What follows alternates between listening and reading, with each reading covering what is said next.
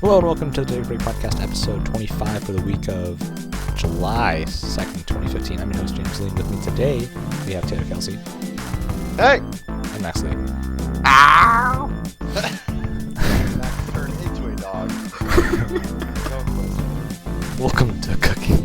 No, I'm not cooking with dog. Unintentionally racist. I have no idea what reference. You have my blessing. I'm Korean. Oh, jeez. I think what happened was our previous co-hosts, Ravenstorm and Max, when we got together for a live podcast, I think they were just like rambling something about like cooking with dog, and then it's just like in like an Asian accent, and then like so like you're cooking with the dog, so like a dog is cooking with you, or you're cooking with dog as an ingredient. Yeah, I remember the conversation.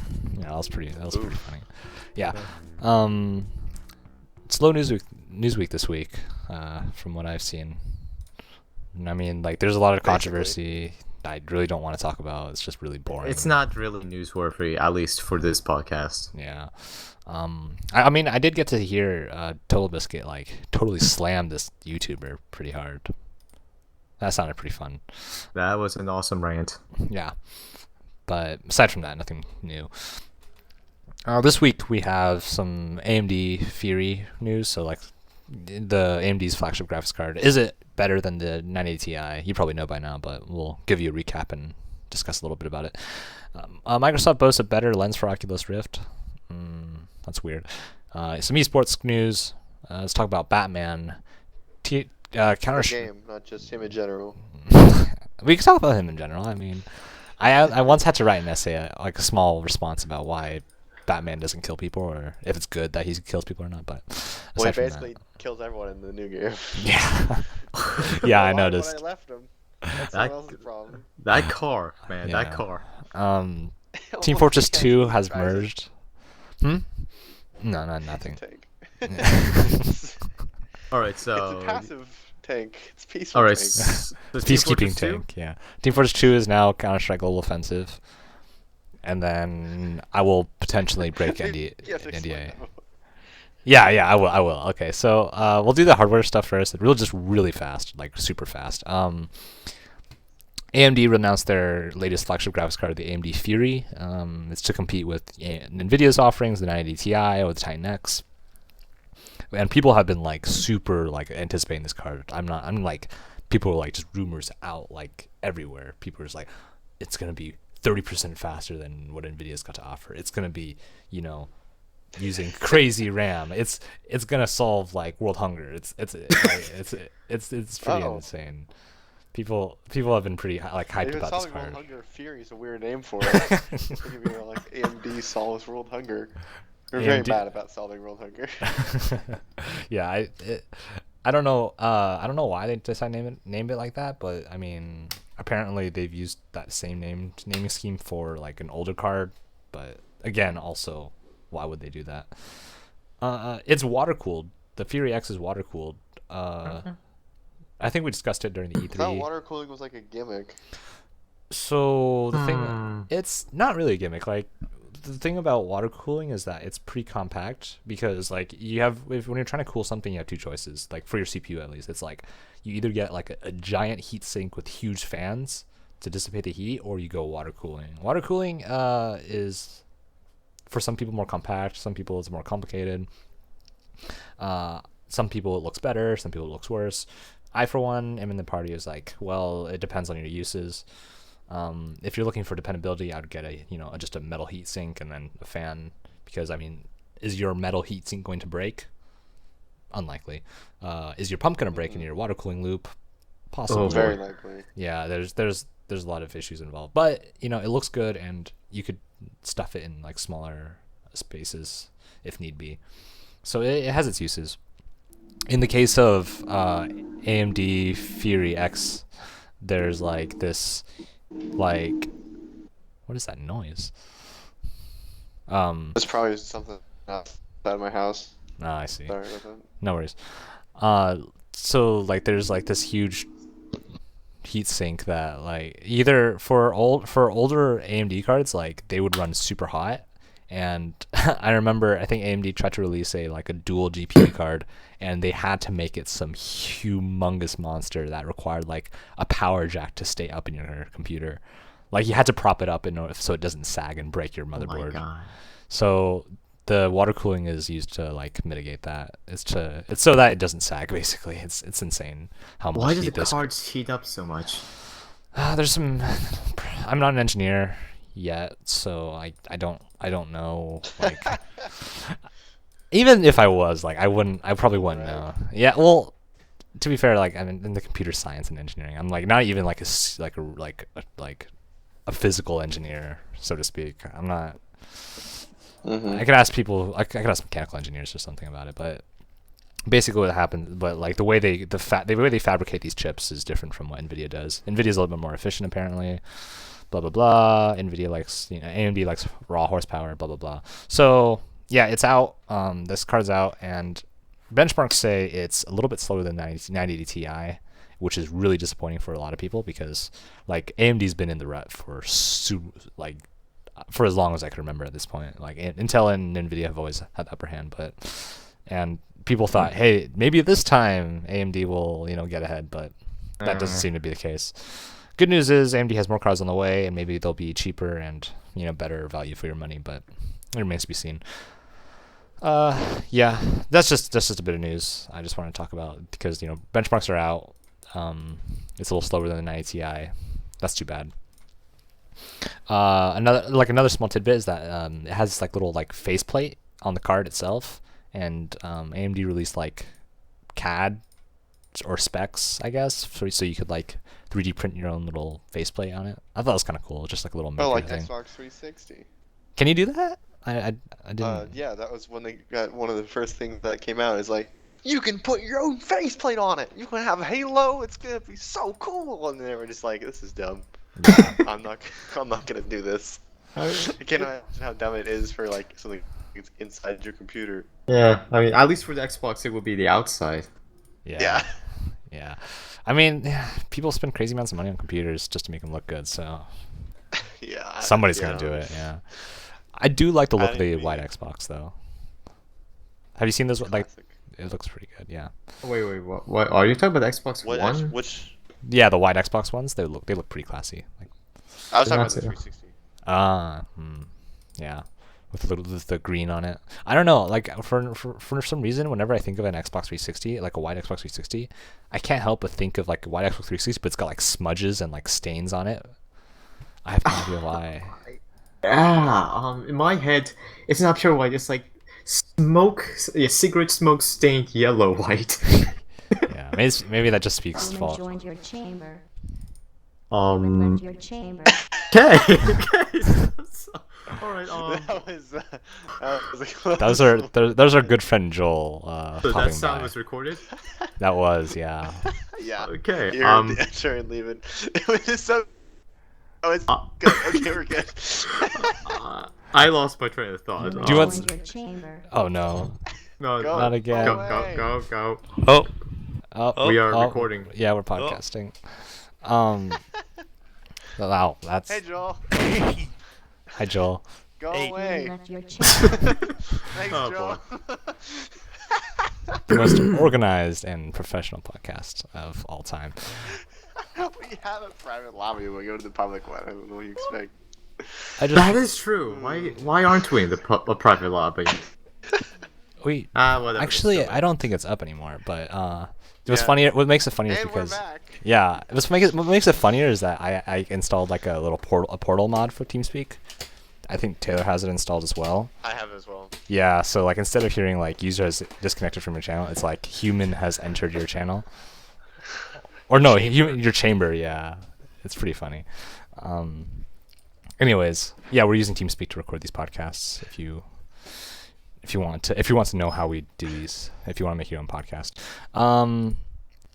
man, that did Well, I'm sure we're your role models for podcasts as well. There's no one else that could be. Quality programming here over at Data Break. Deprecation. That was not self-deprecating. I said that in pride. We have some quality programming here. I don't believe you. You sounded. I'm trying. I still don't believe you. Okay. One last bit of hardware news. Microsoft boasts a better lens for Oculus Rift. I don't really know why they decided to do this, but they did, and I'm still confused. If they have something better, they're gonna say it. Yeah, but I guess that's true. But does it? Do That's you how know if business works. do you know if that says anything about Microsoft's investment in Oculus?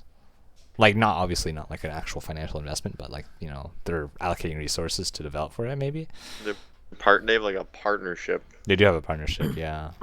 I never But- read this story, so I don't know if it's just that they negotiated that they get something better, or they're actually putting their own R&D into it. It's from the Microsoft Research Division, and they just kind of release some 3D files and documents saying, "Hey guys, we have this," and then they have some documents saying, "Oh, it makes it look better. You have a wider field of view, things like that, or narrower. I can't remember.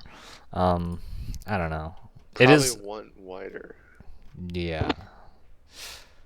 Well, maybe it looks clear. I think from what I've seen is it looks clearer, but you have a smaller field of view, if that makes sense. So, an actual glasses lens? I guess, yeah. I mean, they're both glasses lens, but yeah. You know what I mean, right? Yeah. Actual. Right, yeah. More like spectacles. That's the last bit of Spectacular. yeah. Oh no. Please. No, I'm not doing that. That's the last bit of hardware news. Let's talk about esports. Esports. Esports? Esports. No, we do the other We're thing. going to test. We're Digital sports. He's halfway through. He's like, "Is that what he's doing?" Yeah, Oh, yeah, it is. I really want to record that one time, at some point, so we could have a little segment. But I don't know if it's worth talking about. So yeah, this week. Go for it. Yeah, okay.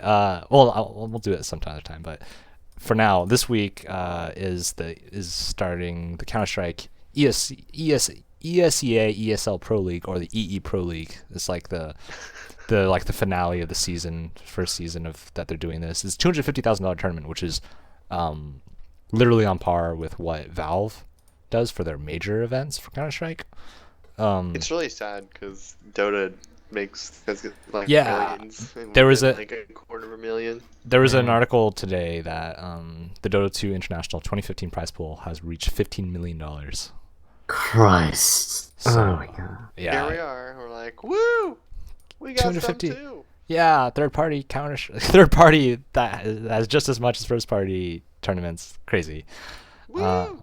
It's weird though because instead of chock full of teams that are in majors, this tournament only has 8 teams. So 4 from Europe, 4 from North America, which is totally different from what the majors do. The majors are pretty international.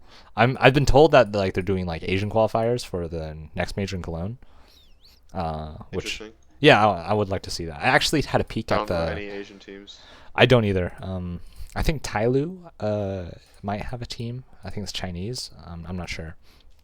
But I did actually take a peek because someone posted of a VOD for the Japanese qualifiers.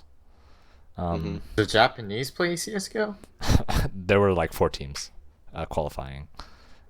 That was it. Huh. But yes. Yes, to be honest, from what I saw, their level of play did not seem as high as that of Europe. Do you think we could beat them? Yeah, Oh, actually, probably. yeah, probably. And then some, down. and then some because. The ping might be an issue. But Oh, you mean me as us personally as Americans? you and me. No, 2v5. I thought you meant as Americans or North Americans. I'm like, Oh, I don't identify with American teams because I'm not that hateful of myself. yeah. There were some changes with this tournament though. Yeah, there's Yeah, we did stuff. We won games. yeah. So I woke up this morning after sleeping 5 hours from playing a game that I'll talk about later, to find that Counterlogic Gaming, like, I'm pretty sure like they're like almost the most laughed at North American team, like when they've been playing this season. Because they have such a good backing behind them. They have such good players, but they can never do anything. Yeah, they never win. They lose against really bad just teams. Always laughably bad. Yeah, they've always been laughably bad. Like, remember that there was a story that like one of the players didn't even know how to download demos, which is like kind of a big deal. They didn't watch their own games to learn from them. Yeah, Oh, boy. yeah, like like there are a lot of big issues, like kind of ego issues, like, oh, that's not my fault, and stuff like that. It was a lot of bad stuff, but they beat the best team in the world. The best team in the world in a What best of would one. They beat Fnatic from Sweden. They won the last major tournament, and they're widely known as like probably the best team in the world. I would grudgingly admit that they are the best team in the world. I mean, Team Silamid has a pretty good. I don't know. CLG beat them. I mean, CLG is best team in the world, Jay. One victory does not. It is. make- It was a best of one. That's what the scoreboard said. Wrong. Luciano, is that you? Fart noise. Yeah, so it's a best of. It was they won in a best of one. Although it was on Mirage, like one of the DE Mirage, one of the Fnatic's best maps. Best Europe maps. Yeah, like Everyone best of in the Europe knows best. that Literally map. the best Everyone of the that map. plays America versus Europe, the American teams just ignore that map completely because they're like, yeah, Europe's gonna beat us. 100% of the time. Cloud9 did beat Except for this one. old Dignitas on Mirage in that amazing game, if you remember, from Cologne summer I was in 2014. back then. Yeah, I it was. wasn't born yet. Yeah, it was a sight to behold. I was watching it live, and it was very beautiful. But anyways, yeah, Counterlogic Gaming beat Fnatic and in a best of one. Do you guys think that that's actually indicative of their skill, or is that just like a fluke? Put them in best of 3 with Fnatic now realizing that they can lose to this team, and it's not going to go the same. No, I wouldn't think so. Fnatic- Yeah. Fnatic can beat them if they really If they thought about it, like if they gave it. believe that they were like an actual team. It Yeah. really seemed like they didn't respect them at all. No, and like then they lost. I mean, I don't blame them either, because like after seeing their games and seeing what they've been doing, and then being the best team in the world, like you would think it's a joke. Like one of the players from Fnatic even says, like, going into this tournament, saying you could already predict what the top 4 And it's teams Europe. in this tournament will be, and it's going to be all the European teams, because the European team have like almost no respect for the American teams at this point. But I mean, like the European teams have pretty much always been higher up than the teams of any other area. Yeah, Yes. Europe is basically the best of the best. So I mean, it's reason, it's like understandable to say see why they think that. But yeah, so I think Fnatic just didn't have any respect for CLG coming into that game, and then boom, kind of Didn't go well for them. did not Bit go them well in for the them. ass. Yeah. But CLG was actually not the only North American team to beat a European team this tournament, believe it or not. Cloud9 beat Envious in a best of one on Cash. Cloud9 considered the best American team, And and Envious is top 3, Like top what? 4. no, not top 3 anymore, dude. Come on. Yeah, I guess so. Probably top 4. I top 5. consider them like a mid to low tier. Really? At this Interesting. point. Interesting. Not low, but like mid. I mean, they But of performed course they're decently. above Yeah. Hellraisers. Yeah. Right. You know, They. they're not the top team they used to be.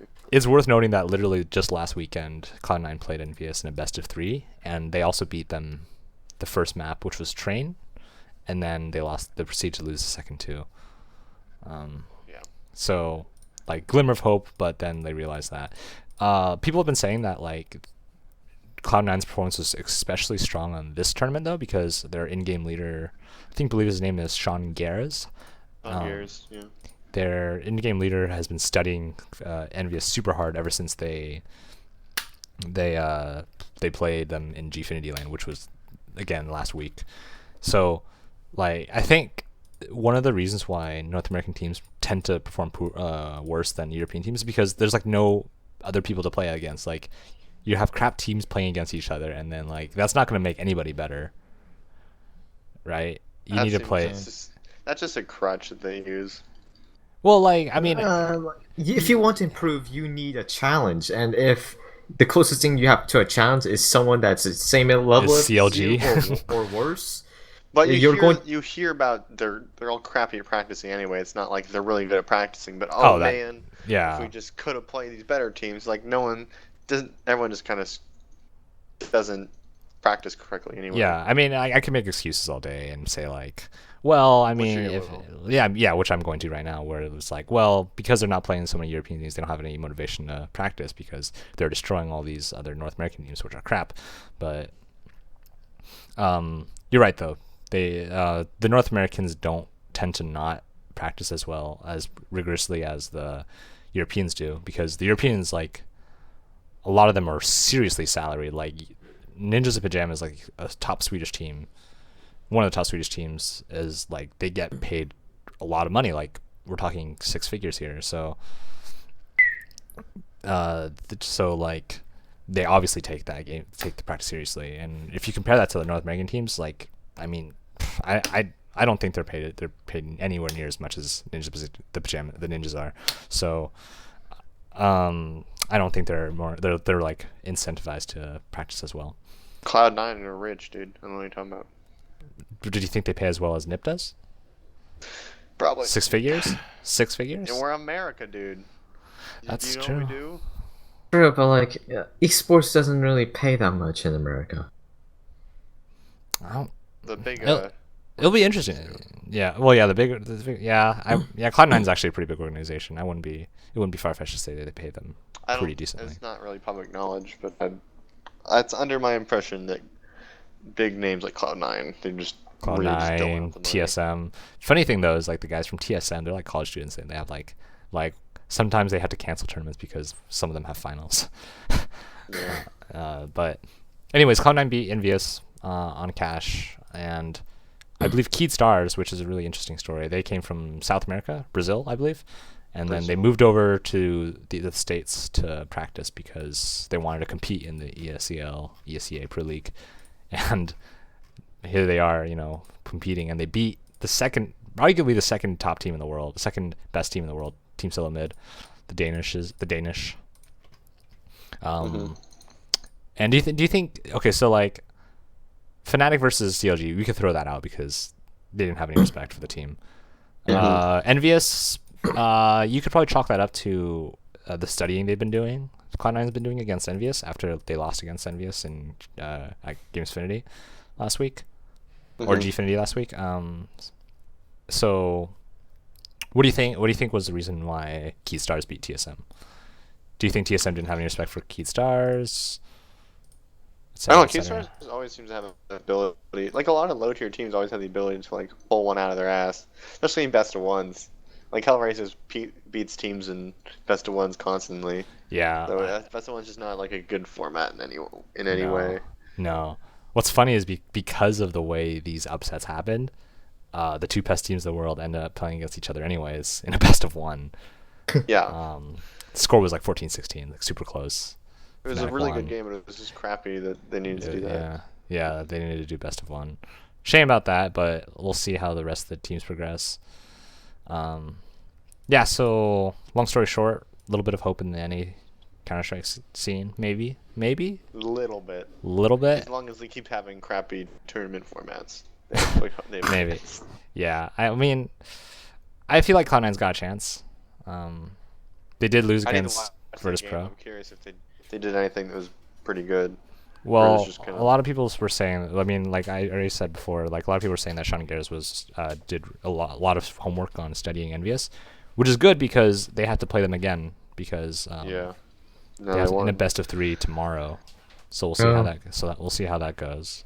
I'll be watching that closely. And then Keyed Stars, I don't know how well they'll perform against the rest of the European teams. ESPORTS, it's a thing. Do the thing, win the points.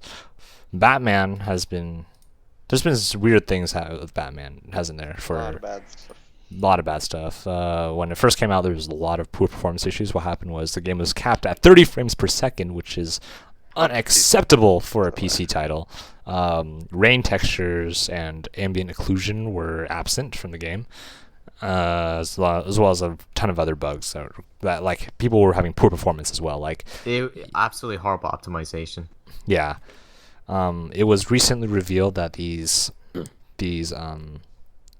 issues were known far in advance of this release, but WB or the guys working on Arkham Knight, the latest in the Arkham series of Batman video games, have announced that they're like, okay, guys, we'll try to make this right. Apparently, Thanks. yeah, apparently Please, performance has improved, but I mean, that's Good use for the try out the new Steam refunds. yeah, that's what a lot of people chalk up. Perfect opportunity. That's what a lot of people are saying is like the reason for like this sudden like change of heart, because they had like a really earnest and very like Because they realized they weren't making money anymore. Yeah. Because people got them all refunded. yeah. So this is less of like this says less about like Batman, like the Batman series being like poorly optimized, and more about like the effect of the refunds. Mhm. Because I guess I mean, do you think it'll just force developers to be honest and produce better ports for PC, or maybe Nah. skip developing for it altogether? Like, these guys are so whiny. They're gonna return my games. God. I know. I actually have to do work. From what I've heard, Arkham City, when it was released, was not much better. And it was fixed over time and completely fixed with its Game of the Year edition. So this is not the first time that an Arkham game was poorly done for PC. Well, and keep in mind that another WB published game, Mortal Kombat X, came out Oh like 2 months god, ago. now and that is a horrible very port. similar issues That is an awful. in the way that it was bad. Yeah. So WB seems to have a very long history of poorly made PC ports, and maybe I guess the Steam refunds are now starting to pressure them into, maybe picking up the slack in terms of fixing their already broken games. Good. Hopefully. That's what all I got to say about Batman. I don't think you guys played it though, right? Apparently it's fun, but we can't. Yeah. You get to have the Batmobile now, which turns into a tank. Pretty Pretty peaceful. Let's see. Yeah. Obviously, all the tanks and vehicles you blow up are all unmanned, and whenever you shoot a manned vehicle, well, it flips over, but no one is actually killed. And all the bullets in the freaking minigun, they're rubber bullets, so they obviously don't kill, even though they're shooting at the speed of sound at a person, a few freaking million bullets a second. It wasn't Batman that killed him, it was the gun that killed him. Batman doesn't kill Batman people. doesn't kill people. Guns. His guns kill people. Oh god. That sounds good to me, guys. Technically. Can you imagine just like Batman like trying to explain this to the cops? So, like, well, I mean, Well, technically, officer, it wasn't me who not killed me. him. it was the gun. I'm sure you understand. I mean, you have a gun as well, You've don't never you, killed officer? anyone either, right? You should understand. You of all people would understand. Oh, topical humor. Pressing against you. Oh wow. It's the worst humor. Yeah. Moving on. Team Fortress 2 got an update, their yearly summer update. It seems basically arms deal update for Counter-Strike implemented into Team Fortress 2. Pretty much. But like 3 years later or whatever. Yeah, it's weird. Meaning they're changing their monetization to be more successful Valve games. Yeah, so what's going to happen is that they're going to implement skins for weapons in Team Fortress 2. Yeah. I'm actually not familiar with how this is going to work, because like there's a lot of weapons in TF2, like a lot of different like fan-made weapons. So I'm unsure as how they'll skin these, but To my knowledge, the current skins are all just going to be like randomized paint jobs. Okay. For now. I see. And it's the same deal with Counter-Strike skins where they have different wear values from factory new to minimum wear to field tested to well worn to battle scarred, and then you get them from case drops, which you could also obtain from buying the operation for $6. Does it no more just dropping weapons like it used to? No, they're probably still gonna do that, but also skins, I guess. Yeah. Yeah, it's gonna be an extra thing. But I mean obviously like at first I thought this was like a April Fool's joke because like I feel that TF2 of all games is like the last game that needs this. Yeah. I don't really think skins are like really huge thing in TF2, especially since there's already so much customization there is. Like there's like hats, like Is you have that hats, still guys. really popular? TF2? I mean it's TF2, so yeah. And Because well- it seems like the kind of thing you do to squeeze whatever money you can while your game is very popular, because people are more willing to spend money when it's a lot more people playing it. Yeah, now that If it's like TF2's dead, also, by the way, weapon skins. To me, it feels kind of desperate from Valve, like say like guys, please keep playing TF2. We have skins now. What I thought was that, once, like, a few years ago, TF2 did go free to play, still with its microtransaction market, and two, I bought that game for $15. I bought feel that game I for need- $15, and in the same month it went free to play. Yeah, I'm owed money as far as I'm concerned. At least we got hats, right? I need $15 in hats, Valve. My email address is hotbombs@gmail.com with 3 Z's at the end. Mine is bowlsteep69 at hotmail.com. So Valve, just send me that. Gabe, I know you're listening. We can get this straightened up. I don't need to get a lawyer or anything. It's fine. Hey, remember, Gabe was listening when they announced Steam Link, right? I don't even know what that is. I think a few months ago, Ravenstrom and I were like hypothesizing like what would make like Steam machines good, and people want to use Steam machines, and we came to the conclusion that what if they made like a streaming device, kind of like a Chrome, like a Chrome stick, or Chromecast, Like every company has their own streaming thing. Yeah, like what if they made what if it was like something like $50, and then you just stream your PC games over network, to your TV, and lo and behold, Valve announced Steam Link, $50. I thought it was just part of one of the Steam machines. Was that? No, like- no. Valve's Steam machines like their own computer thing. No, you don't need. None of it makes sense to me, man. yeah, it's okay. You're forgiven. It is very confusing, but It's a separate piece of hardware entirely. yeah, that Valve is creating by themselves. Okay. So Gabe Weird. is TLDR. Gabe is listening, Mm-hmm. so you'll get your hats one day. Back to the TF2 thing. I'm guessing that their microtransaction market, the trademark of the hats and all that, I guess that's stagnating now for them to do this. It seems that way, especially with TFT's probably stagnating user base. There's just a lot of good free-to-play games out there now. I mean, Dirty Bomb just came out, and I mean that's I've been having a lot of fun with that so far. I still think TF2 is extremely popular, so. Oh, can't for really sure. dismiss it. I mean, It's hard to dismiss it. yeah, I'm sure, but like by Valve standards, they're probably thinking, our numbers are still declining, and they're probably thinking like, we want to keep this game on forever, like as long as Yeah. possible. So they're probably trying to mitigate that. Another update they're implementing, I believe, either now or as by the time you listen to this, dear listener, is competitive matchmaking. So again, another Counter-Strike, Actual competitive Another card. matchmaking? That's Yeah. not just Counter-Strike. That's Oh, every. Yeah, everything now. Every game's got a competitive matchmaking mode at this point. Like, even like Battlefield 4 was toying with the idea of competitive matchmaking. They're adding that finally. Esports. I do esports. Do you really think that, or do you really think that they're trying to get TF2 in esports right now? It's like- I mean, it's been competitive. It has been it's not. competitive. It's really, really obtuse to watch that. Yeah, for sure. 'Cause The everyone's matches just are move- weird. Yeah, it's not like intuitive to watch in any way. First-person shooters in general are really hard to like spectate Yeah. properly. Like Yeah, Counter-Strike I had to go over played that. TF2 casually for like 300 hours or something. It's like, okay, let's watch this pro. Oh god, no, oh no. Oh God. What's happening? Oh God. No, thank you. Oh jeez. Everyone's FOV is in like 300,000, and he's like. Oh, is it like going straight up 300 Quake? Is it miles an straight up hour. Quake? It's like, oh God. Yeah, that's straight up Quake crazy. status. Yeah, it's like, it's bad. Most Yeah. of the to characters aren't even fast enough to justify that. Oh, they have good ways of jumping and going insane. You gotta go fast, Max.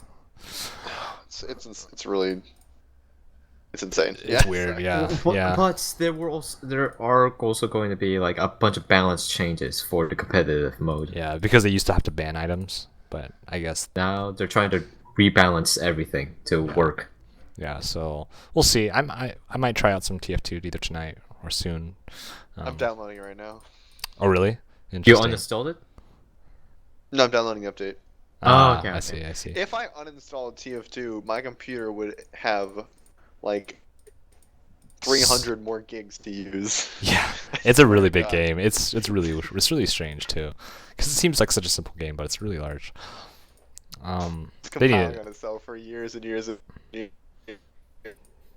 Oh boy. I'm sorry, Taylor, but Uh-oh. Okay, I guess you were okay. All good. God All good. dang James, it. stop talking. That wasn't me. All good. All I'm good. innocent. No, we're good. I didn't Yes. do anything. You were Who are roboting. you? Don't worry. Don't worry. I didn't say anything. Well, okay. So I think we're gonna get to the meat and potatoes of this podcast. I'm sorry, I'll never use that ever again. Why? Is it supper time? Yeah. It's the data We're break. really- You know, during this data break, we'll have a meal. I also apologize for that one. There. Ow. You have no confidence in anything you say. Approximately. I have confidence in this though. Speaking of confidence, Okay. at 1 o'clock today, EA opened up their alpha for a game that they're making. No, okay. I wonder what game that could be. Okay. I'm not gonna. It's so yeah. The Battlefront alpha. Are is they out. making their own free-to-play trading card game too? It's good. I need more of those. Yeah, it's Would gonna be a Mass fix Effect to- or Oh my Dragon Age God. or Dragon Age. I guess because it's usually like the fantasy theme, right? So it's got to be Dragon Age. With all your Dragon favorite Wait. characters. Actually, that gives me an idea. Like, considering how the virtual fantasy card game of genre is oversaturated right now, why wouldn't they try with a sci-fi? Yeah, like a Mass Effect theme. Yeah, one? with what you mentioned, Mass Effect, like I think it might work. Maybe. I don't know. There's enough lore. Yeah, that's true. Although maybe it's just too uncomfortable for people, and maybe there's too many card games in the first place. Time to duel. More. Card games on motorcycles. Oh god. Oh jeez. I they did need jump the gun. more. Gotta collect all the cards. It doesn't matter what card it is. Just give it to me. I collect business cards. I'm creating a business card trading game. Do you guys want to join? Business card trading. Whatever company has largest stock index. I have a worth manager of more. McDonald's. It's basically just like War. If you ever played that with the 52 card deck, it's like Oh War yeah. with, with companies trading with companies business cards. That'd be dope. I'm okay. be right General back. manager of a real estate Go company. do this. Associate, like customer service associate of Target. I trump you. Suck it. And then it's like Pogs where you get to keep the other person's cards at the end. Alright, I really need to get like Al Roker in the line and we'll make this business. Al Roker was the first dude I thought of. Anywho, Battlefront. Yeah. Sorry. No. We needed something. I was running out of ideas. All right, so yeah, Battlefront. So- you're the only. Yeah, I was fortunate enough to get access to the alpha. You know, because EA obviously listened. It's like, hey, this is great marketing. We could reach a ton of people by having a great podcast discuss Is it very Battlefront. podcast? As a matter of fact, we were there. They were so adamant about us marketing that they allowed us to break NDA to talk to you about Battlefront. Um, This just in. watch It's this Star podcast get Wars. taken down for whatever reason. Like they're not going to listen to it. They're just gonna Who would find this? How is that possible? I mean, okay, so like there's a lot of people leaking gameplay footage over all Yeah. channels. So, but yeah, I've gotten a chance to play with it. I could tell you right now, I played a few hours. Played a couple hours when it came out, and then a few hours today. And I could tell you that I have mostly positive impressions, a few questionable impressions, a couple things I'm a little bit concerned about, and a couple of negative things that I am not a big fan of. So I guess we'll get rid of the positives first. I've played this game for 3 hours, so not too long, but it is the first day, so forgive me if I don't have enough experience. But believe me, I think 3 hours is enough for you to get an idea of what the game's like, unfortunately. Hey James, I have one question. Is it Battlefield, but it has Star Wars sounds and Star Wars visuals? I'm happy to say no. Okay, all right. So something that's actually better than. I have your most attention people are now. expecting. For one, instead of using the J, K, and L keys to type to chat, you use the Y, U, and I keys. Revolutionary! Excuse me, Levolution. Oh god, that is There is no Levolution in Battlefront, as far as I know. it doesn't really need it. No, it The does Death not. Star blows the level up. halfway through. I mean, Get to it certainly see the leveled it, planet right? just Then it Yeah. turns into a space battle somehow. That'd be cool, No space actually. battles. Yeah, No no space space battles, no. No, none. So you're in the alpha. You are given 2 game modes. The first game mode is the multiplayer game mode, where you, which I'll talk about in a sec. But the second game mode is because it's so easy to talk about. It's like a single player gameplay mode they were talking about. It's like called battles, I believe, or missions, where it's this particular mission that you're given is basically like survival. You just survive waves of stormtroopers. It was shown at the E3 during the PlayStation conference, where you're on Tatooine and you're just defending like an escape pod from these stormtroopers that are attacking And you. Admiral Akbar is yelling Yeah, at you. yeah, yeah. Admiral Akbar is yelling at you. Trap. It's kind of nice. It's like the best way I could describe it is like it's cute. It's just like, oh, you're fighting. It's like Star Wars, guys. Some cute murder. Yeah, it's just like, hey guys, you're shooting stormtroopers, yay. Yay! We're I- killing these people done by the drafts. Yeah. Well, apparently, I mean, Let's get into the politics of the Star Wars universe. I mean, most of them are not clones by the time of the. it's true. original You have to trilogy. enlist. You have to enlist. People want to enlist though, so they might not be drafted at all. Alright. So yeah, you're just kind of defending against waves from her. It's kind of boring, but it's kind of interesting. You're like, oh, this is cool. This is Battlefront. It's like a nice taste. It's like something you should probably like. It's probably something you should start with when you first get the game, and then you could do the multiplayer and fight against everyone else. The thing I didn't like about it was that like there wasn't enough depth in it, and it only made me want to play have like a proper campaign in that game, because I feel like because the way they started out the games, like the cinematics of it, because you start off and like there's like a little like cutscene type thing where your character, and it's all rendered properly, so it's not pre-rendered at all, it's rendered live.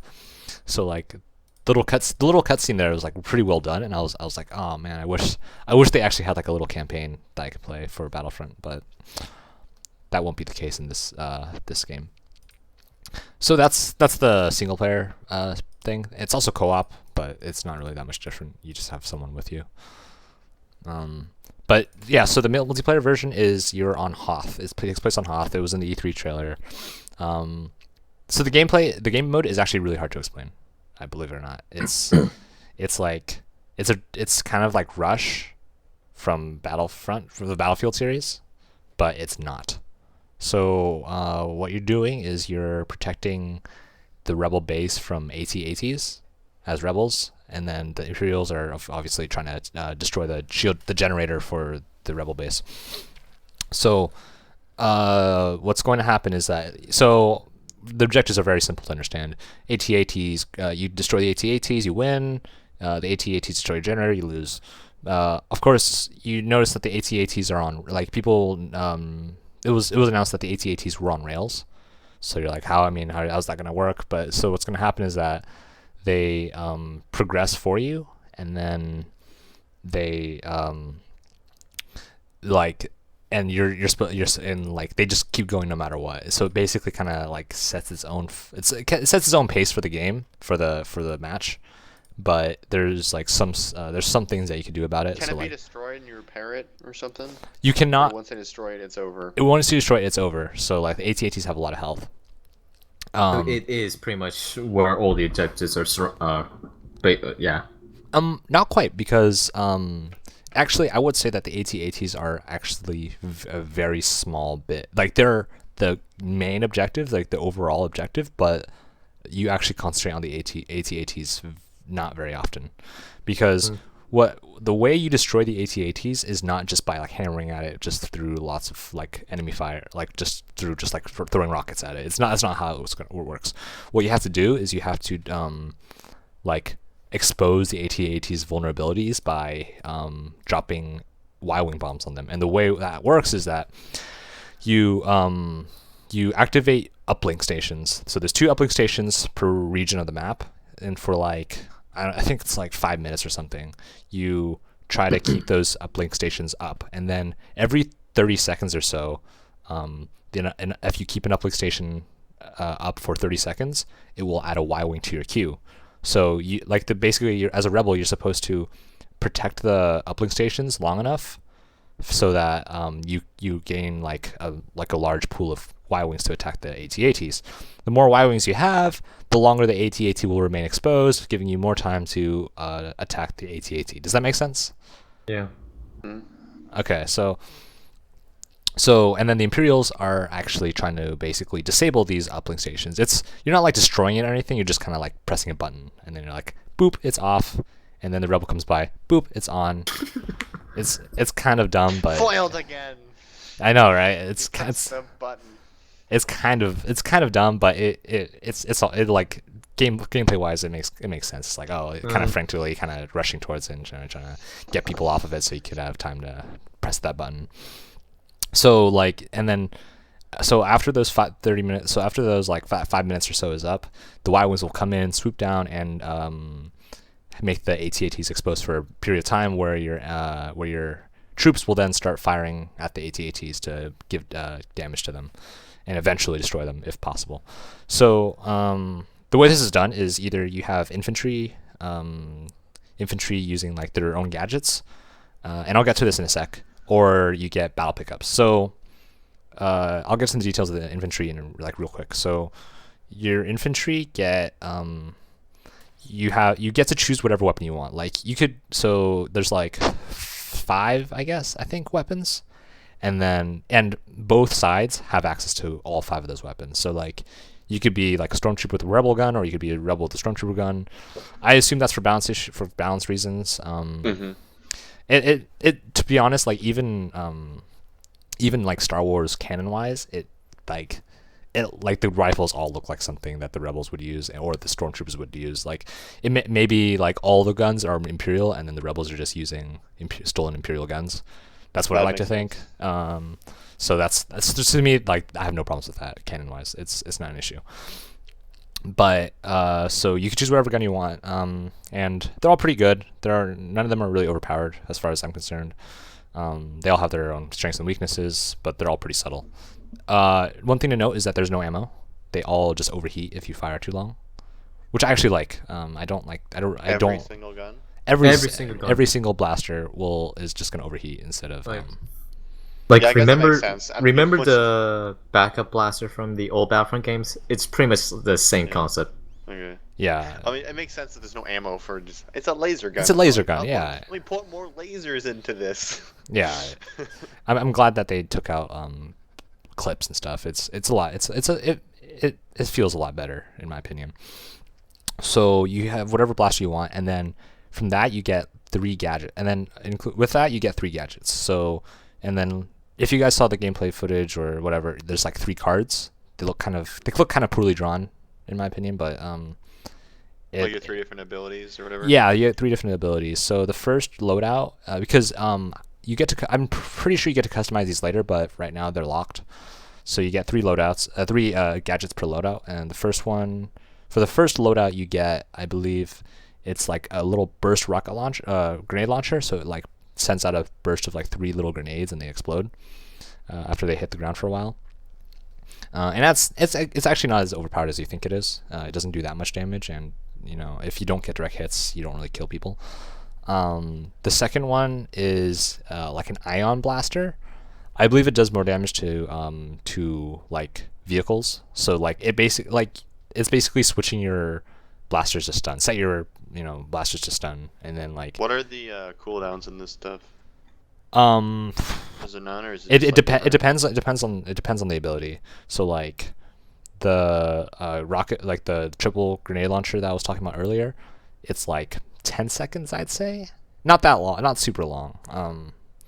But like surprisingly, there's not a huge amount of spam. People aren't spamming these things everywhere, so it's not that. It seems pretty well timed.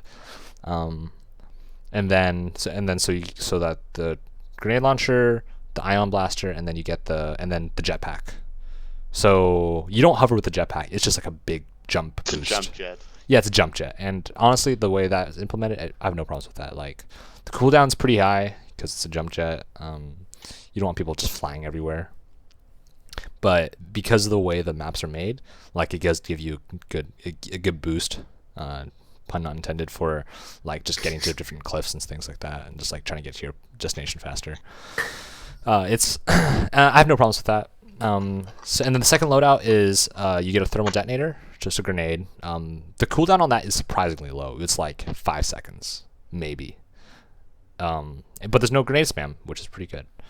I haven't witnessed any grenade spam so far. Second one is a personal shield. So you deploy your own little shield, and then you just absorb laser bullets for a while. One thing to know about it is that while you are using the shield, you cannot fire. You cannot shoot through it. So it's a two-way shield. Doesn't let anything out, doesn't let anything in. And like it's actually a pretty strategic thing, because what you could do is like you could activate the shield and then just make a bum rush towards the objective, and then like press that button, and then you've completed you've done your job. But it does like deplete as people shoot at it. So if you have a lot of people shooting at it, it'll just deplete really instantly and you're dead. So I'd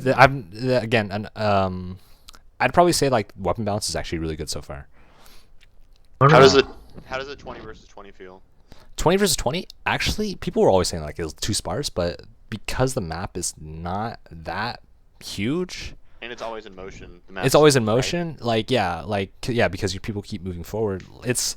I've never had any issues with like not finding people. Like sometimes, like towards the end, there's this like really open plane where people like it's like you kind of start trying to wait for people to come to push up, but then but that's like maybe like 2 minutes of like.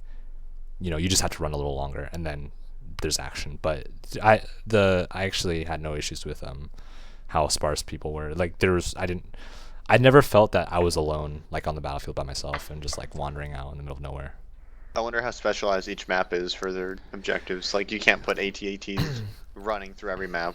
Yeah, something new. It's different gameplay modes, right? Because that was just only one gameplay mode. There's probably like maybe 2 or 3 maps of that or something. Like there's Endor. Yeah, there's Endor, there's Hoth, there's Tatooine. Can't remember the other one. But yeah, that's it. It's not. I mean, you'll get different sections of each map. I'm assuming you get different parts of Hoth, different parts of Endor, different parts of Tatooine. Like I imagine there's probably like you get to play in the Tatooine city, or you could play in Oh crap! Are the other game modes announced?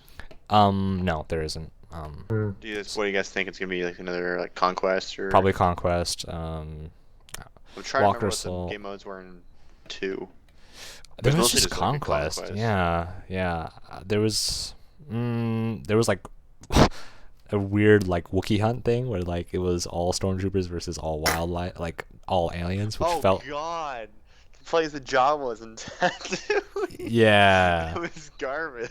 Yeah. Wait. The old Battlefront had that? Yeah. Too. It was like stormtroopers versus like tiny Jawas. Just go Doo-dee-dee, and then they die. That's all that game was. Yeah. Oh my God. Or stormtroopers versus Ewoks. Felt kind of uncomfortable to play. It's just it's like a cute gimmick. Yeah. I don't know if they'll have that though, because I'm not sure. Yeah, because there's no they're like they mentioned that there would be soldier customization, but there isn't right now. Obviously, this is an alpha. I forgot to mention. Like visual, like what your Like character looks like? yeah, like you could be like a female, male, Solarian. Can you switch between first and third person? Yes. Yeah. Okay. So Yeah. this is actually really cool. This is actually pretty interesting. So, it's for PC. It's the C button. So it's like the same as in Battlefield, where you would change your third person view for vehicles, in normal mode at least. So you press C to go to third person, and then you tap it if you want to switch perspective, either left or right, and then hold it to go to first person. Okay. It's pretty comfortable. I actually. Can you get first person in a X-wing? Yes, and it is glorious. Like on board. It's so good, and it's even better in a TIE fighter. I love it in a TIE fighter. It feels super good in a TIE fighter because you get the laser fire, and then you get the weird sound that comes after that goes afterwards, and it feels so good. Yeah, that's one thing I'll say is that this game, like, they were always touting like it's an authentic Star Wars experience, and people are like, well, yeah, marketing stuff, but no, it is. The sounds are authentic, of course. That they're not going to change the sounds. No, but like, the Star Wars movies weren't about large battles all the time. That's not what they're about. No, it's not. Well, I mean, we don't talk about those. Well, okay, episode 1, pretty, not really, kind of. Episode 2 had a really nice battle, but it was for like 2 seconds, and then the rest was a love story, and then episode 3 did all right. And there's no prequels in this at all. No prequels. No, it's yeah, and Hoth is as good as battle as any. I like the different variety that you got with the. Clone Troopers look cooler than Stormtroopers. Yeah, I'm gonna say it right now. But a question I gotta ask, since we mentioned the spacecraft, how does flying feel in Battlefront? Ooh, that's actually one thing I don't like right now. Because I'm so used to flying in a jet in like Battlefield. This is like super. It's like arcadey to the point where it's like almost childlike, because like I feel like it's a Star Wars game, dude. Of course, it's well, it's like arcadey. It's like it's not like it's like as if it was like auto aim but for flying. What do you mean by that? Like it tries to keep you off the ground. It tries to keep you off the edges. It tries to keep you you like can still going run from into going the to. ground. But you have to try a lot harder. It's like it feels kind of like bulgy. It's like it's kind of hard to explain. It's like as if you're trying to like punch through Jello, and then like there's some resistance, and then you like hit the, Does it try? the stuff below the Jello. Pull you up? It kind of tries to pull you up a little bit. It's not super strong, but you could definitely feel it's there, and it's weird. Something I did like though is that speed was adjustable, like on the fly. So you like just hold like forward to like go faster, and then it stays faster, and then hold backwards to go slower, and it stays slower. But just like a jet. Yeah, but it feels super weird seeing X-wings fly really slowly across the battlefield. It's just like it's like going at the speed of like I don't know, a car. It's just like 30 miles an hour, and you're like, Oh my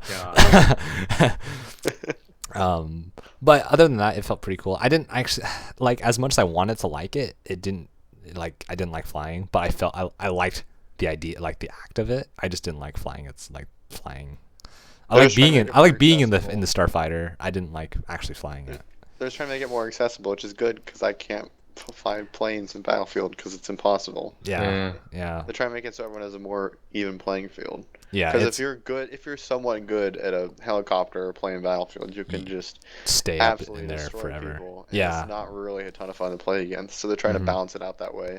Yeah. So everyone can have a shot at it, which I think is good. That's and honestly, like I'll complain, but it's not a huge deal. And then, obviously, like I might just not be used to the controls yet. Everything sounds super good. Like it's one of those games where you actually want to keep the music on. Yeah. Because you feel like you're in the movie, and then it's just like it's very iconic.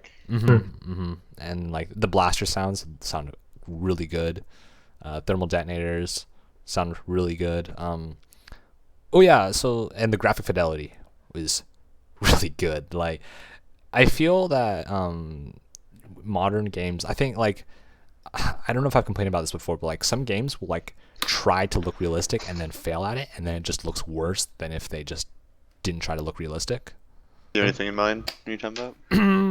I don't, like like I want to say like older like 2007 era military shooters, where they would have like a lot of like jaggy edges and then like kind of blurry textures. Well, the way that works is if you try and make it photorealistic, the better graphics get, the worse it looks over time. It's like an uncanny valley for the graphics, yeah. So where, like more artistically styled games, like Age Civ better. 2, Yeah. better. Yeah, and like for Battlefront, it's interesting because like they're obviously based on real life props, so like you want to look realistic, but for some reason it doesn't feel like the guns don't like look like super photorealistic, but they look really good anyways. Does that make sense? Like maybe It's not really stylized. it's not stylized, but it's like they, instead of trying to go for like for visual fidelity, they went for visual depth. I think that's a better way to describe it. It's kind of hard to explain. Like edges are more rounded out instead of looking like trying to be sharp as possible, and then but at the same time they just kind of like, but it ends up looking sharp anyways. So maybe it's just DICE just making their games look really Is good. it the design rather than the fidelity? I think that's where I'm trying to get at. Yeah, but I mean that obviously doesn't take away from like the quality of the textures and all that. It still looks really good anyways. But I saw some screen wipes when you died. Yeah, that's a pretty good touch. A really good touch. Yeah, it Of, feels like Star Wars movies. That's half of what it is. It's just swiping from one frame to the other. Yeah, and I think that was a pretty good touch.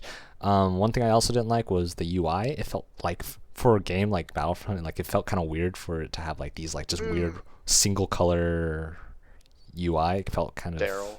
Still, I'm yeah, a little pretty too sure sterile. it's a work in progress. Oh, for It is an sure. alpha. Yeah. It is an alpha. Well, yeah, but I mean, like, I'll the reiterate. UI, I'm pretty sure that is really, really work in Yeah, progress. I don't know how they'll change it though, because like again, with what we said about like the weird uncanny valley and visual fidelity, you don't want it to look like it. You don't want to look like you're trying to be realistic. You want to either look super realistic or just just not try at all. I don't know. It's they'll have to do something. Like, they need to do something about it to make it look more appealing to me. You could definitely read it. Like it's definitely visible though. Like you have no problems with like finding out where things are. It's like, oh, that menu is right there. I know where this is. Blah blah blah. And one last thing. Oh, there's no heroes in this version, in this build, so we won't have people with lightsabers flying around. Oh. I never played the heroes anyway. Yeah, I didn't like it, to be honest. Oh yeah, I have to describe how battle pickups work. So nobody has rocket launchers as default. I think they're like, well, one of the loadouts is like, it's like a proton torpedo, but it's kind of like a javelin. It's like a really weak javelin where you have to lock on and then it fires once and then you kind of have to wait for it to reload. You have to wait for it to cool down and then pull it out again. And it doesn't do much damage. But if you want to like do some serious damage with like a rocket launcher, you have to find battle pickups. And the thing is there's no definite way to always get the rocket launcher. So like you'll pick up a battle pickup and it has a small chance of either getting the rocket launcher, a portable shield, what else? A really cool thermal detonator. You guys heard like the weird dubstep thermal detonator? It kind of imploded on itself. No. Okay, like it makes this really cool dubstep sound and it sounds super awesome. And like orbital strike. I mean, the orbital strike is the rarest one to get, and then the rest are just kind of equal. So you just try to find the battle pickups to pick up. Like when the AT-AT is exposed, I always try to scramble to find the battle pickups to try to get a rocket launcher to fire at the AT-ATs. Yeah. And so that's what I would do, and that's how you get rocket launchers and stuff. And it seems pretty well thought out. Like they're pretty easy to find. You won't be like, oh, that guy has a rocket launcher. I wish I had one. It's more like, oh, that guy has a rocket launcher. Oh, there's one over here. I'll see if there's one over here, and then you get it, and then yeah, you use it. Yeah. So I don't know how I feel about that yet because it's kind of weird, but I think it's pretty good. It adds the arcadey feel to it. And honestly, like I'd rather it be more arcadey than super realistic. So Yeah, I just watched that gameplay and it was still my favorite part about Battlefield is you're part of this large battle. It feels like a war is going on. Mm-hmm. Except for now, it's not like gunshots. It's lasers that just instantly makes my brain happy from my childhood. Yeah, it feels You know? it's really fun. Like, and again with the player counts, like in the beginning, it's pretty satisfying because there's so many people around you and there's so much going on, despite having only 20 people on each side. So it's the map design that's making all of this feel much bigger, right? I think that the map design will make or break this game, because again, I only played 3 hours and I had the opportunity to play a lot more, but I would play probably 4 rounds at a time, two per side, one on two for Imperial, 2 for Rebel, and that'd be enough for me. I'm like, okay, moving on. So, like, hopefully this game doesn't get boring. That's what I'm worried about. Every game will get boring. That's true. It depends on how long it'll take. It depends on how long it takes. Because while I was waiting for the Battlefront alpha to drop, I was playing Battlefield 4, and I don't know how long I was playing, but I didn't feel bored at all. I just kept finding things to do. So we'll see how it turns out. It's definitely going to be a simpler game than Battlefield, but that's not a bad thing, I feel. They're trying to appeal to Star Wars fans, so they'll... Yeah, definitely. Yeah. Okay, yeah. I'll probably provide more details as I keep playing, but for now, that's all I got. Overall, very positive impressions. It's really fun playing it. When I'm playing as a rebel, I feel like a rebel. Have any extra keys, James? I do not, I'm afraid. It's not there's no keys. It's not a key thing. It's like you register with your account and then boom, your account is linked with this thing. I got this so either you're in or you're out, and that's pretty much it. Yeah, I got this email They're on not Friday. releasing more? No. They are not at this time. Not like the Titanfall one. No, oh yeah, one last thing to note is that, like, on Hoth, like, that's not like snow is not what makes that planet white. It's like the salt from all the people who didn't get in. They were just It's my tears. it's tears, yeah. Yeah, that's all I got to say about Battlefront so far. It's good though. I'm pretty happy with how it's turning out. I was scared at first. I'm sure a lot of people were, but it's turning out to be turning out to actually be a good game, because people were worried. Yeah, unfortunately. 3 years for it to be $3 in a Steam or Origin sale. I don't buy games on release date very often, but this is probably going to be one. Okay. I'm kind of a sucker for that. Oh boy. You sure? You sure you want to do that? I won't pre-order. I'll buy it day one. I'll buy it day 1 or 2. Like, I'll buy it like a day or 2 after it comes out. I know, but I mean, the last time I bought a game before, What? What game did you pre-order? Did you pre-order? Dank Souls 2. Dank Souls 2.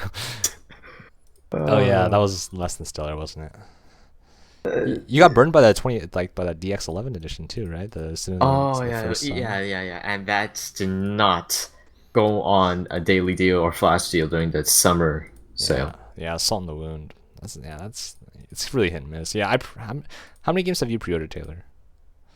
Pre-order, not a ton, but I really like buying games day one or pretty soon, so I can be part of the discussion or whatever. Yeah. But that part of the zeitgeist of games is very important to me. Yeah. Has that burned you at all, or? There's plenty of games I don't like, but I always enjoy having played it. There's not that many games where I buy it as like, this is the worst thing I've ever played in my entire life. No huge regrets. I know something about it going in. Okay. Yeah. Informed decisions, I guess. Yeah. Yeah. Go ahead. Go ahead, Max. All right. I just realized I've only pre-ordered 2 games in my life. Both of them were one way or another sequels to which each time were the games that I thought were the best games I ever played. First one, the best game I ever played would be Bad Company 2, so I pre-ordered BF3. Disappointed. Oh yeah. Disappointed in Battlefield 3? For the PlayStation 3. I personally did not like it. Bad Company 2 just felt better. Second time, still my favorite #1 game, Dark Souls, and then pre-ordering its sequel. Yeah. I pre-ordered Battlefield 3. I thought it was okay. I didn't. Maybe my tastes just weren't developed at the time, and then but because I'm such a smart guy, I pre-ordered Battlefield 4, and everyone knows how that turned out. Yeah, that was a horrible, horrible opening. I mean, what 2 years later, it's fine now. Yeah, that is true, but I mean, That game worked for me when it came out until like 4 months after, and then every time I loaded a map, it crashed. Like 4 months later, some random patch they did made it unplayable for me. It was so Jeez. disappointing because I was having fun in that game. Oh, that's a shame. 2 steps forward, 3 steps back. Yeah. Yeah, I also pre-ordered Borderlands 2. No issues there. That was a solid game. great game. For you. Yeah. I think we'll close out with what we've been playing. I guess we'll start with you, Taylor. Other than the usual Counter-Strike, Hearthstone, I played a game called Her Story. I heard You about guys know that. about Oh, I've this? heard of it. Explain it It's- though. Barely a video game, but that's not a bad thing. If Her Story is it's really hard to talk about this game without talking about spoilers because it's all story. It's Her Story. So you just go on to you start the game. It's a computer with a keyword in it, and you're just looking at videos of a interview with the police and a subject like 15 years ago, and it says if you click on the README file on the in-game computer that it was like there's Y2K ruined like half the clips and they're all cut up in really weird ways. That's really funny. So you're learning the story of this woman that's being interviewed through these clips, and you just have to search in words that she says in the search bar, and it'll pop up whatever video she says that word in. And it's you trying to piece together this story of the crime that I won't even say what the crime is because that's a spoiler. Through just searching words that she says or what you think she says.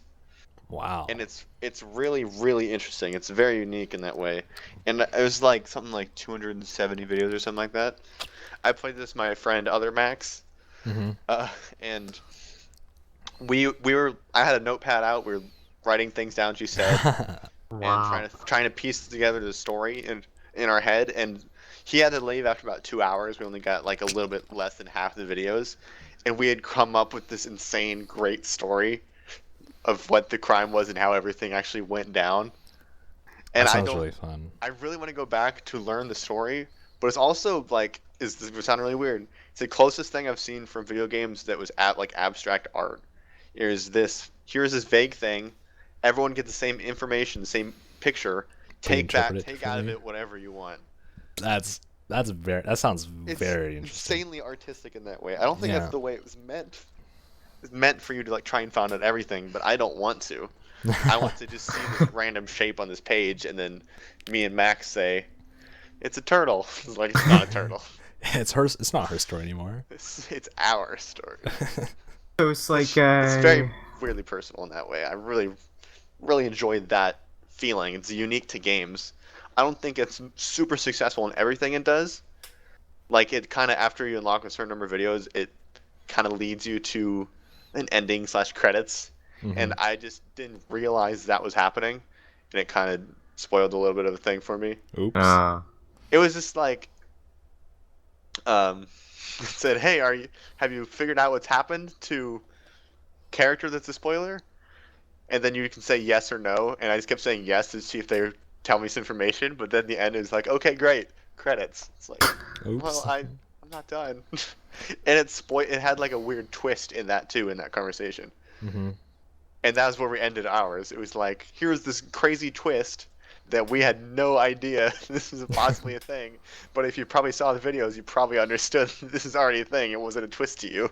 That's really interesting. So we had to like patchwork that into our story really quickly before Max left. It was really, really interesting. It's a really interesting game. And it's FMV that's not hokey. It's all, did I say that? It was an FMV game. FMV. that Full sounds motion familiar. video.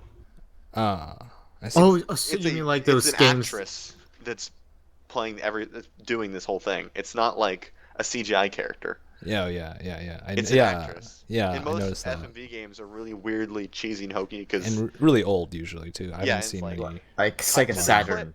it's like shoot the gun. Okay, cut to the clip of the guy getting shot. Like it's really weird. But this Yeah. is actually a format that works really, really well for FMV in a very serious and non-bizarre way. Interesting. Yeah. I feel And the like, story is a lot of good twists and turns too. okay, that's nice. Oh, well, wait. I can imagine the horror, like how this could like instantly evolve into like a horror game. Can you see that? I don't know if I'm the only one. I could. Not from how the story works, but But like the but- format of the but the- game.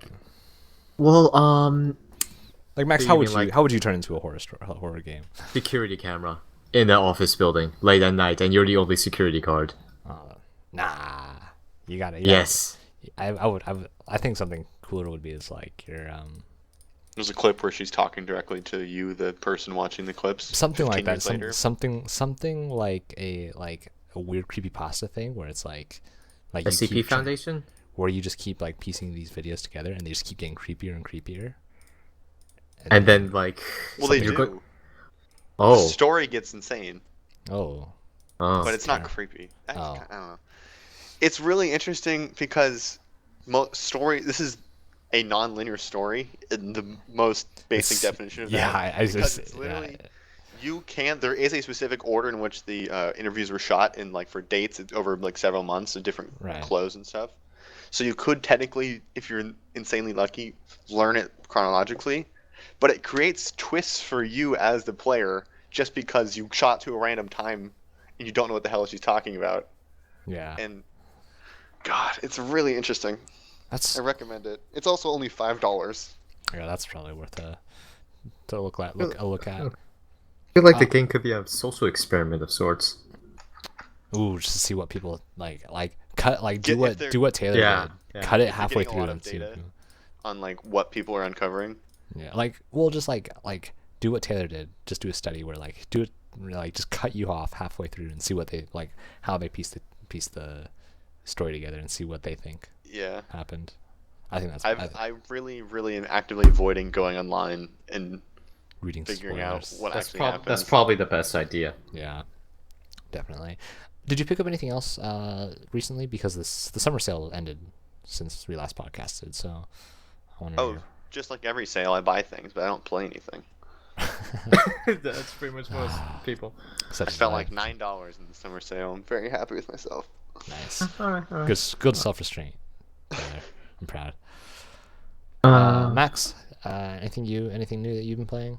well, could I say something else beforehand? Oh, right. Yeah. When you mentioned horror, I remembered what was it?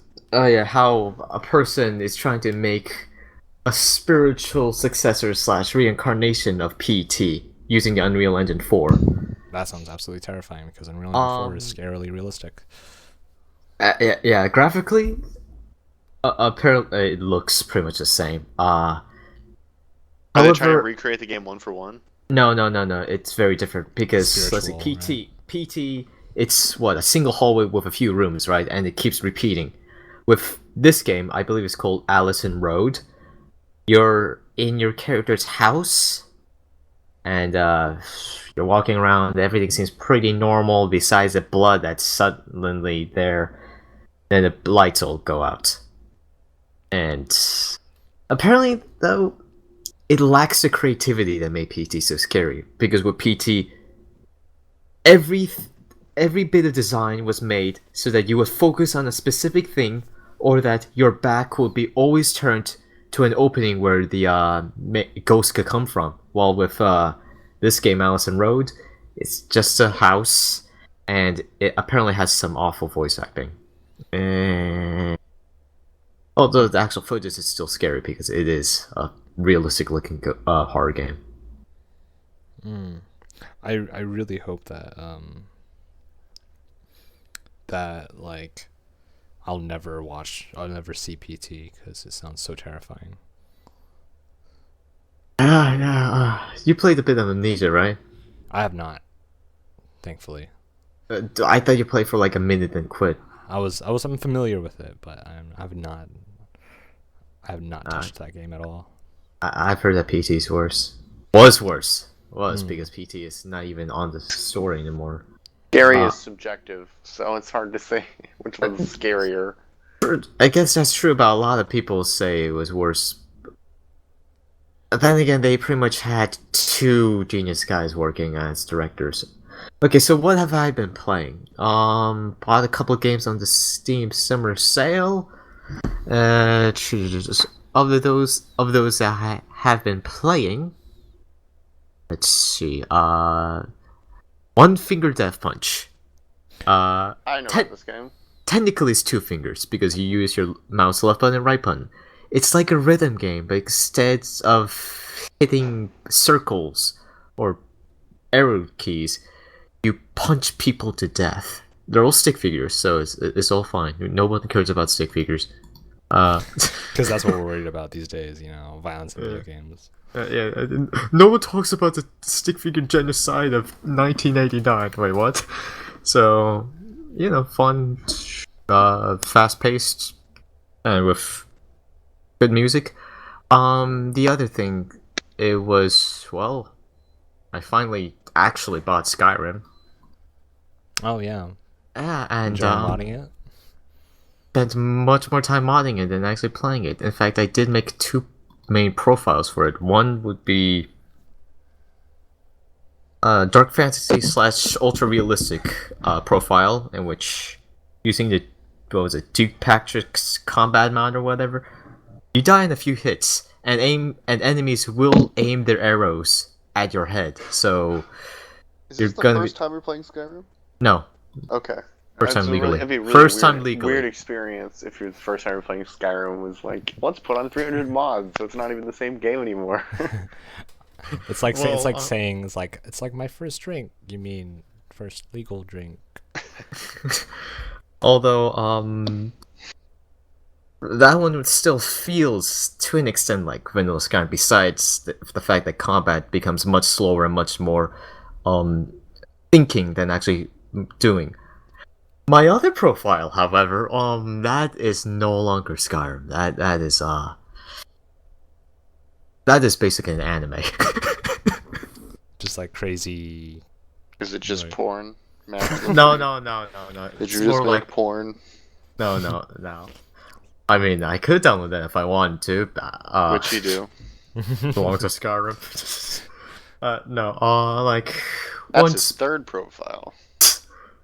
One spell from one of these mods. You shoot a giant golden arrow at an enemy, and a giant gate will pop out in the sky. A bigger golden arrow will fly out of the gate and cause a nuclear explosion. And that is probably the most boring of the spells. How much would you pay? For a giant golden arrow? Mm-hmm. Or a Klondike bar? That'd be a lot more boring of a commercials. How much would you pay for a Klondike bar? Exactly. So that's pretty much exactly $1.50. I'll pay $1.50. End of commercial. Thank you. I'll buy that for $1. Anything else? Did anyone get that reference? I have yeah. no. Yeah. All right. It's just a phrase. It's just like a saying. I know, but the only place where I heard that was the RoboCop movie, the old one.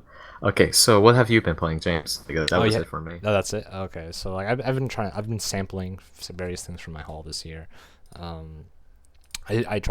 finally got around to trying out Stanley Parable. Oh, okay. It's very it's pretty interesting from what I played so far. How much have you played? 70 minutes it says. That's enough for several endings. That's a lot of endings. Yeah. It's very short.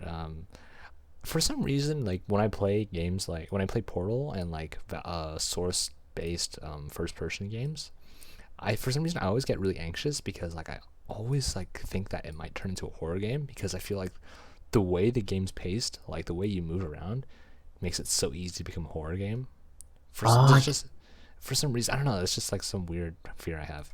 I think I got that feeling before, at least with the old Source games. Not with TF2, but with like Portal, Counter-Strike Source, Half-Life. I didn't get a horror feeling with Portal, but when I played it, especially like the mods, I always get this unnerving feeling like something is off, and I can't tell what it is, and it's freaking me out. Yeah, I think it's just like the movement, something to do with the movement. I played about a little bit, about an hour and a half of Valkyria Chronicles. So if you don't know what that is, it's like an anime themed third person shooter slash RTS RPG. RPG I want game. to know what you thought of Stanley Parable. Oh, Stanley Parable. It's cool. It's like very pleasant to play through. It's just like, oh, that's funny. Oh, that's cool. Like it's really cool critique on gameplay design, and like it's really interesting to like learn about like the gameplay decisions they made, because I got to one of the endings, not super spoiler, but like it's like a credits scene, I guess, or room where you're gonna go through like their process of making the game, and I thought that was very interesting. Oh. It's a really hit or miss game for me. There's a lot of the humor that doesn't work, and people absolutely love that game. I just don't get it because it's more ambitious and is funny. It's very ambitious, actually. Yeah, I was surprised The about them. the original mod was like 2 or 3 endings, and it was perfect for what it was. And they expanded that to like A it ton. was too thin, running out of ideas for actual good jokes. It is a little bit harrowing to like see how many endings there are, and I'm scared to like see how many more endings there are left, because I don't. Go ahead. Well, I'm just like oh, I don't want to go through like, because it'll be like turn right, turn left, turn right, turn left, turn right, turn left, but then so that's like several different permutations and combinations that I have to do, and then I have to like alter that just a little bit to get a different ending, and it's like, oh, I don't want to do that. Yeah. I recommend you play the demo for that game because it's actually an entirely different piece of work, Wow, interesting. and it's a commentary on demos. I think that demo is better than the game. I've heard that from a few other people as well, actually. Interesting. But then again, it is a demo, so they would have a lot of time to polish just a much shorter product. Yeah, so I also tried out Valkyria Chronicles, like I said, for anime, RTS, third person thing. I'm gameplay wise, it's okay. Like it's pretty decent. The gameplay I quite like. The blend of RTS and third person is pretty great, pretty good. But like the story I'm not feeling it. People who review it say that it has a great story, but I'm not feeling it right now. I must recommend that you you have you have the choice of either English dubs or Japanese dubs, and then English subtitles. I highly people say that the English dubs are decent, but I still recommend putting on the Japanese dubs and then putting subtitles over it, because the dialogue is just kind of not great, because you can have the greatest voices in the world and greatest execution in the world, but if the dialogue isn't good, it's not going to sound good. And like the way I see it, if I put a Japanese dub over it and then use English subtitles, I could just like chalk it up to, oh, just the translation wasn't that accurate. The dialogue isn't that bad. It's just the translation not being that good, and I'll just forgive all the bad dialogue, but it doesn't sound great. Is the script really that bad? It's not bad. It's just kind of awkward, and it might have to do with like the way that it's animated and stuff like that. Because I'm like, you're kind of used to seeing like the anime where it's just like 2D, and then this is 3D, so it's kind of weird. I don't know what to make of it. I'll continue playing it, see how much I like it, but right now, kind of mixed bag. I cannot say much about the Banner Saga because I played about 15 minutes of it, 18 minutes to be exact, and I haven't gone far at all. But I like the art style, so that's nice.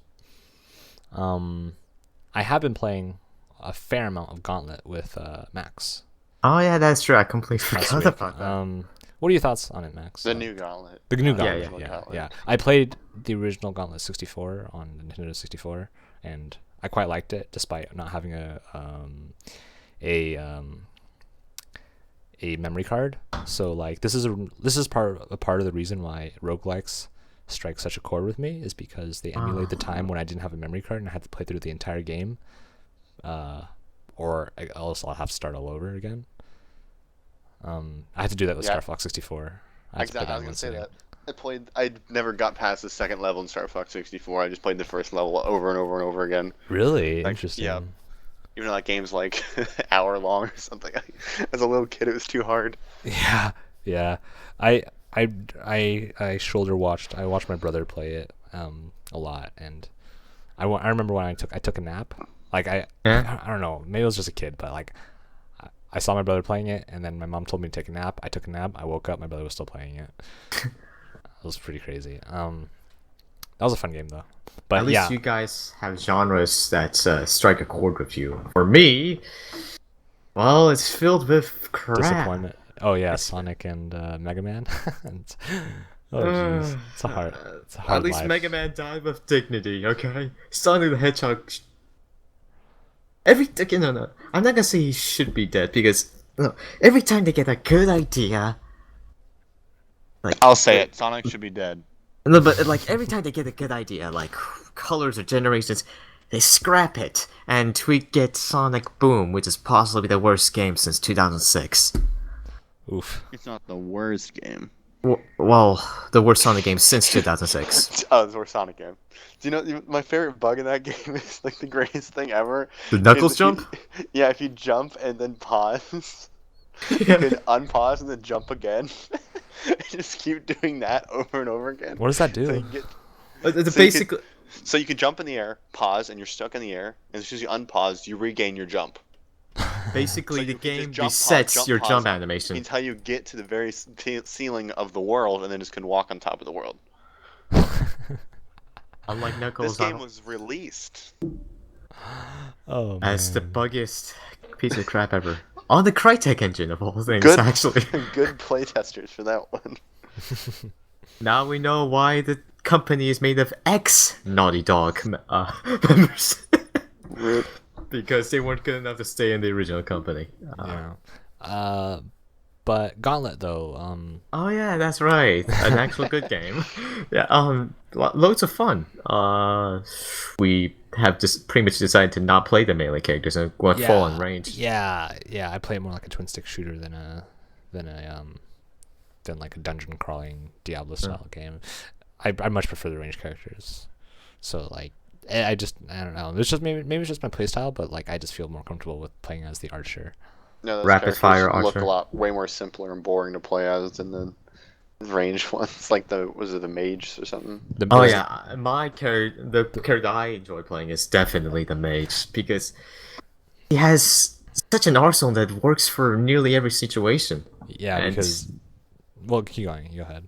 And like area effect things like the time warping bubble, and it's all just he feels good to play. It feels good to play. Yeah, because like what happens is that like it's like you have 3 buttons to like queue up different abilities, but you could have up to 3 button combos.